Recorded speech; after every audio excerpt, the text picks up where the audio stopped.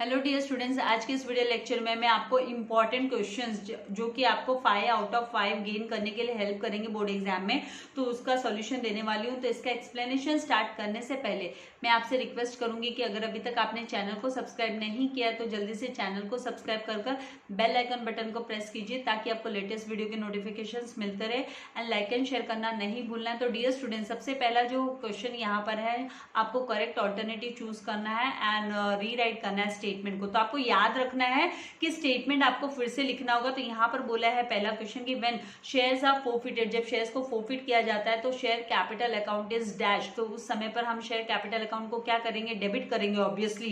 क्यों? क्योंकि जब है ना कैपिटल इंक्रीज होता है, कैपिटल में एडिशन होता है तो हम उसको क्रेडिट करते हैं। अब यहाँ पर फोरफिट करना मतलब कैपिटल को डिक्रीज करना, तो उस समय पर हमको फिर इसको है ना डेबिट करना होगा, तो हमें डेबिट करना है। देन सेकेंड यहाँ पर बोला कि dash means payment of bill before due date. Due date से पहले जो पेमेंट होता है बिल का, उसे क्या बोलेंगे? तो ड्यू डेट से पहले हमको डिस्काउंटिंग ऑफ बिल नहीं लिखेंगे, हम रिटायरमेंट ऑफ बिल जो होता है वो ड्यू डेट से पहले, जब रिटायर कर दिया जाता है बिल को, तो that is called as due date के पहले पेमेंट कर देना। तो यहाँ पर आपको करेक्ट है ना रिटायरमेंट ऑफ बिल लेना है। देन थर्ड यहाँ पर कि अ bill is drawn on 23 September 2013। Bill draw हुआ 23 सितंबर 2013 को एट 4 मंथ्स, 4 महीने क्या उसका पीरियड है बिल का, वुड बी पेबल ऑन, तो कभी पे किया जाएगा, ये इसकी ड्यू डेट क्या होगी? तो ड्यू डेट में आपको पता है कि है ना 3 डेज का ग्रेस पीरियड भी ऐड करना होता है। तो आप जब 23 सितंबर से लेकर आप 4 मंथ्स काउंट करते हो, 23 सितंबर टू अक्टूबर 1 मंथ हुआ, October to November 2 months and November to December 3 months and December to January 4 months हुआ। तो 23 जनवरी को 4 मंथ्स हुआ, प्लस आप 3 डेज ग्रेस करोगे, ऐड करोगे उसमें, तो 26 जनवरी, क्योंकि ये सब चीजें आपको वर्बली करनी है। तो 26 जनवरी जो है वो आपका आंसर आता है। लेकिन 26 जनवरी तो पब्लिक हॉलीडे, तो जैसे हमने सीखा है कि पब्लिक हॉलीडे के दिन कोई भी पेमेंट नहीं होता है, तो उसका जस्ट 1 डे बिफोर करना होता है। तो यहाँ पर 1 डे बिफोर मतलब यहाँ पे 25 जैन लेंगे। तो यहाँ पे देखिए आपको कंफ्यूज करने के लिए 25 जैन 2014 एंड 25 जैन 2013 दिया हुआ है। तो आपको ध्यान रखना है कि आपका जो है ना 25 जैन 2014 आपका आंसर होगा। 13 चूज नहीं करना है आपको, क्योंकि 23 सितंबर 2013 से आप जब रीड कर रहे हो तो ईयर एंड हो रहा है दिसंबर 2013 को, एंड नया मंथ चालू हो जाता है जनवरी, जो कि 2014 का शुरुआत होती है। तो यहाँ पर 25 जनवरी जो है वो आपका 2014 करेक्ट आपका आंसर होगा। Then A B and C are partners, ये तीनों पार्टनर है, sharing profit in the ratio of 5:3:2 के इसमें शेयर कर रहे रेशियो। ए बी रिटायर्स, अगर बी रिटायर हो रहा है then the new ratio will be. तो यहाँ पर आपको देखना है बी का रेशियो क्या है। तो बी का रेशियो जो है वो 3 है। तो आप 3 को यहाँ से, ये जो 3 यहाँ पर दिया हुआ है, 3 को यहाँ से आप रिमूव कर दोगे तो मतलब आपका जो बचेगा वो क्या बचेगा, 5 एंड 2 बचेगा। तो 5:2 है वो रेशियो होगा, नया रेशियो, क्योंकि जो रिटायर पार्टनर, रिटायर होने के बाद में जो रिटायरिंग पार्टनर का जो रेशियो होता है वो आप रिमूव कर दो, बचा हुआ रेशियो जो होता है वो हमको नया रेशियो लेना होता है। तो यहाँ पर 5:2 है, ये न्यू रेशियो होगा। Then if any capital is taken over by partner, अगर कोई भी any asset is taken over by partner, अगर कोई भी एसेट है ना पार्टनर टेक ओवर कर लेता है, मतलब वो अपने साथ ले जाता है, अपने घर ले जाता है, आप समझ लीजिए फ्रॉम फर्म से, बिजनेस से वो घर ले जाता है, then his capital account will be. तो उस केस में उसका कैपिटल अकाउंट क्या होगा, तो वो डेबिटेड होगा ऑब्वियसली, क्योंकि जब कैपिटल बिजनेस में आता है तो हम उसको क्रेडिट करते हैं, और जब डेबिट क्यों करते हैं हम, जब कैपिटल डिक्रीज हो रहा है तो हम उस पार्टनर को कैपिटल में से है ना रिड्यूस होगा, क्योंकि उसने उतने अमाउंट का एसेट लेकर चला गया है पार्टनर। तो यहाँ पर हमको डेबिटेड करना होगा। तो इसमें हमारा जो आंसर हो गया, एसेट्स टेकन ओवर करते तो डेबिटेड, तो उसका पार्टनर्स का कैपिटल अकाउंट को हम डेबिटेड करेंगे। तो यहाँ पर आपका आंसर डेबिटेड हो गया। उसके बाद में 6th जो क्वेश्चन है यहाँ पर बोला कि ऑल इनडायरेक्ट एक्सपेंसेस। तो इनडायरेक्ट एक्सपेंसेस किससे रिलेट करते हैं, तो वो प्रॉफिट एंड लॉस अकाउंट के अंदर जाएंगे। Are debited to dash account, तो कौन से अकाउंट में डेबिट किया जाता है इनडायरेक्ट एक्सपेंसेस को, तो प्रॉफिट एंड लॉस अकाउंट में। डायरेक्ट एक्सपेंसेस अगर होता तो हम ट्रेडिंग अकाउंट चूज करते, लेकिन यहाँ पर इनडायरेक्ट एक्सपेंसेस बोला है तो हमको प्रॉफिट एंड लॉस अकाउंट, क्योंकि जो भी है ना फैक्ट्री से रिलेटेड नहीं होते, ऑफिस रिलेटेड ओवरहेड्स होते हैं, उनको हम प्रॉफिट एंड लॉस अकाउंट में प्रेजेंट करते हैं। तो यहाँ पर हमको जो आंसर लेना है वो प्रॉफिट एंड लॉस अकाउंट में लेना होगा, ये प्रॉफिट एंड लॉस अकाउंट में आएगा।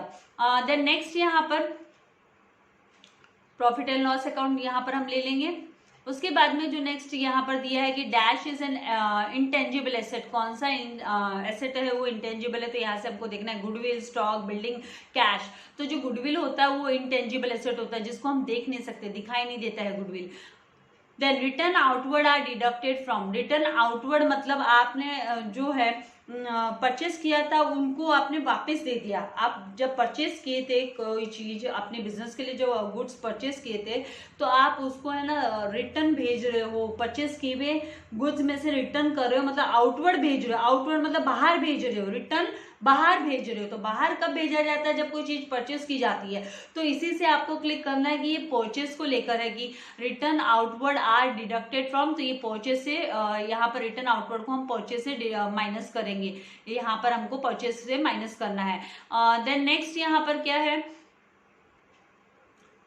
Dash is major source of revenue income, revenue income का मेजर सोर्स कौन सा है for not for profit concern के लिए। नॉट फॉर प्रॉफिट कंसर्न के लिए जो मेजर सोर्स ऑफ रेवेन्यू है वो सब्सक्रिप्शन होता है।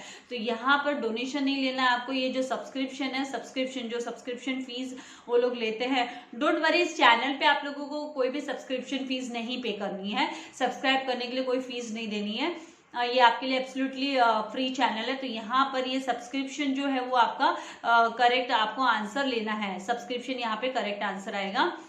Then when a partner takes over a liability, जब कोई पार्टनर लायबिलिटीज टेक ओवर करता है, देखो एसेट्स टेक ओवर करता है तो हम उसके कैपिटल अकाउंट को क्या करते हैं, डेबिट करते हैं। और जब ये लायबिलिटीज टेक ओवर करे, मतलब कोई भी जवाबदारी बिजनेस का कोई पेमेंट करना है वगैरह करना है, तो उसकी जिम्मेदारी जब पार्टनर लेता है तो उसका ऑब्वियसली उसका कैपिटल है ना इंक्रीज होना चाहिए, तो इसीलिए हम उसके कैपिटल में इसको क्रेडिट करेंगे। तो यहाँ पर कैपिटल अकाउंट में हमको लेना है, ये चारों ऑप्शन में से जो आएगा वो कि कैपिटल अकाउंट में हमको क्या करना है, क्रेडिट करना होगा, क्रेडिट किया जाएगा लायबिलिटीज को। Then in case of not for profit concern, not for profit concern के केस में द एक्सेस ऑफ एसेट्स जब होता है ओवर लायबिलिटीज, इस टर्म एज जब लायबिलिटीज से ज्यादा एसेट्स होते हैं तो उसको हम कैपिटल फंड बोलते हैं, that is known as capital fund.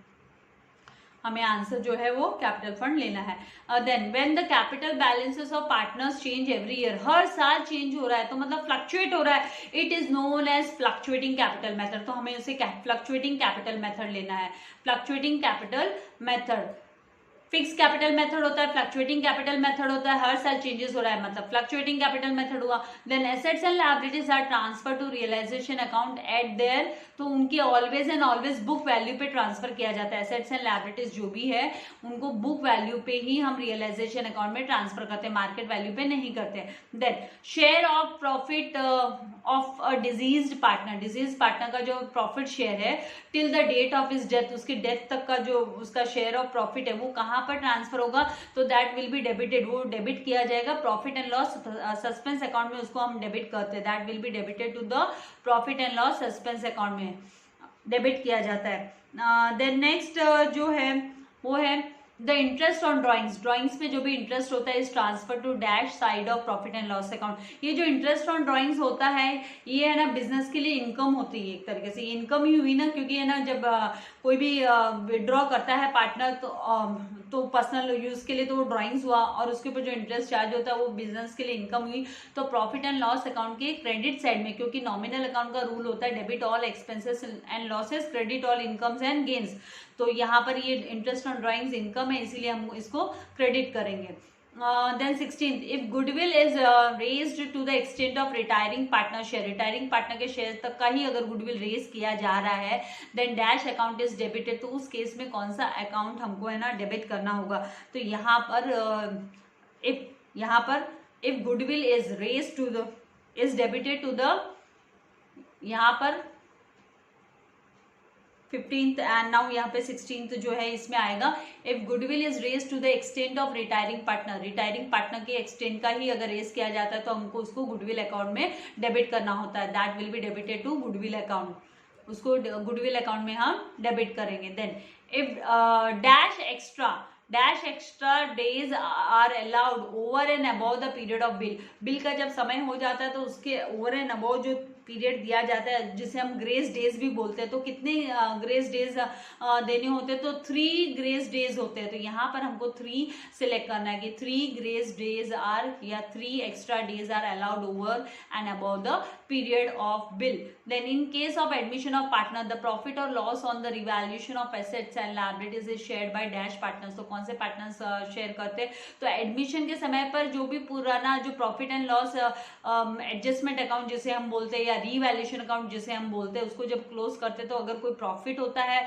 तो पुराने पार्टनर होते हैं वही शेयर करते हैं। भाई नया पार्टनर आने वाले का ना तो उसमें कोई फायदा होगा ना कोई नुकसान होगा, क्योंकि वो पहले था ही नहीं, बिजनेस में एग्जिस्ट ही नहीं था। तो यहाँ पर जो करेक्ट है वो हमको ओल्ड पार्टनर्स, ये एडमिशन ऑफ पार्टनर में ओल्ड पार्टनर्स को खाली जाता है जो भी प्रॉफिट और लॉस होता है रीवैल्यूएशन अकाउंट का। Then if unrecorded liabilities is paid on dissolution, dissolution पर जब अनरिकॉर्डेड लायबिलिटीज पे की जाती है देन डैश इज डेबिटेड। तो उस समय हम कौन से अकाउंट को डेबिट करते हैं, तो रियलाइजेशन अकाउंट को डेबिट करते हैं, क्योंकि जो रियलाइजेशन अकाउंट होता है वो नॉमिनल अकाउंट होता है एंड नॉमिनल अकाउंट का रूल है कि वट एवर एक्सपेंडिचर्स एंड जो लॉसेस है वो डेबिट में करना होता है। तो यहाँ पे अनरिकॉर्डेड लायबिलिटी मतलब बोले तो ये एक तरीके से एक्सपेंडिचर ही हो गया ना, तो इसको हमको रियलाइजेशन अकाउंट के डेबिट में लिखना है। Then income and expenditure account is a dash account. Income and expenditure account है वो नॉमिनल अकाउंट होता है, वो ट्रेडिंग अकाउंट नहीं होगा, रियल अकाउंट भी नहीं होगा, पर्सनल अकाउंट भी नहीं होगा, वो नॉमिनल अकाउंट होता है। तो इनकम एंड एक्सपेंडिचर अकाउंट को हमको नॉमिनल अकाउंट की कैटेगरी में रखना होता है, तो हम यहाँ पे नॉमिनल अकाउंट सिलेक्ट करेंगे। तो आई होप आपको ये अच्छे से समझ में आ गया। तो उम्मीद करती हूँ कि आप इनको जरूर प्रिपेयर करेंगे, ये आपको 5 आउट ऑफ 5 गेन करने में हेल्प कर सकते हैं। तो डियर स्टूडेंट्स, ऐसे ही वीडियोस मैं आप लोगों के लिए लाती रहूंगी इंपॉर्टेंट क्वेश्चंस के। लाइक एंड शेयर करना नहीं भूलना है। Stay blessed and healthy. Thank you very much.